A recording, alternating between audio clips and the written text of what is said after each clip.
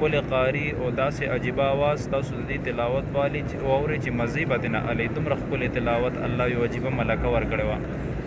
نن د هغې په مرګ باندې ټول عالم خفګان کوي چې دومره ښکلی انسان د دنیا نه لاړه. والذين لا يشهدون الزور وإذا مروا باللغو مروا كراما والذين إذا ذكروا بآيات ربهم لم يخروا عليها صما وعميانا والذين يقولون ربنا هب لنا من أزواجنا وذرياتنا قرة أعين واجعلنا للمتقين إماما أولئك يجزون الغرفة بما صبروا ويلقون فيها تحية وسلاما خالدين فيها حسنت مستقرا.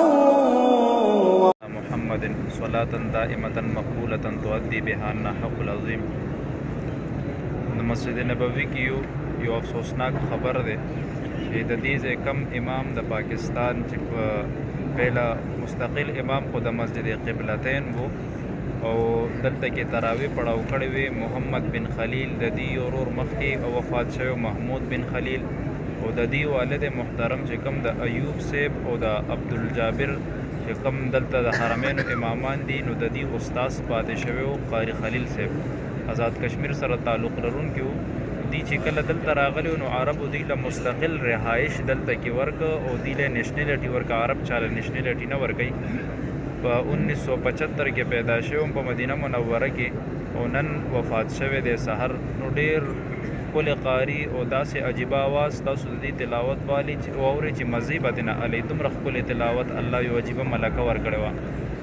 نن د هغې په مرګ باندې ټول عالم خفګان کوي چې دومره ښکلی انسان د دنیا نه لاړه. نو موږ هم د خپله زندګي داسې پکار ده چې د عالمانو په نقش قدم او کم خلک چې د الله د رسول په سنتو باندې پابند دي نو هغه شانتې په هغې باندې موږ د عمل کولو توفیق را نصیب کړي چې موږ پسې به څوک وجاړي. بعضې خلکو مرګونه داسې چې خلک د هغې په مرګ باندې خوشحالیانې مناوي او بعضې خلک مرګ داسې چې د هغې په مرګ باندې خلک خفګانونه مناوي. دلته یو قاري ایوب صاحب هغه د یو قاري صاحب انتخاب وکړي مسجد نبوي کې به امام شي. ظاهرا امتحان یې واخیست د قرات د عملو هر څه ټیکو خو چې سهار مونځ ته مخکې کېده نو لاس نیونی وي شاته ودرېږه او ورته وي ولې څه چل شوی دی وی یاره وی ناشته کو چې ناشتې لی بوتلو وی ما خو ستا ظاهري امتحان اخیستی وي بېګا راته نبي کریم صلی الله علیه وسلم خوب کې وایي وی دا سړی مه مخکې کوه وي دا سړی هغه دی وی دی سګرټ څکي. نو هغه امام په ژړا شوي واقع وي دا به تا ته د الله رسول ویلي وي ما چرتم وی زما د دې سګرټ نه څوک نه دي خبر وي دروازې زه یو سګرټ څکم په دې مصله الله اخوا دې خوا سړی پرېږدي نه داسې نیکان صلاحا دي. الله د دې په قبر باندې کروڑها انوارات را نازل کړي. الله د دې د بخښنې فیصلې وکړي.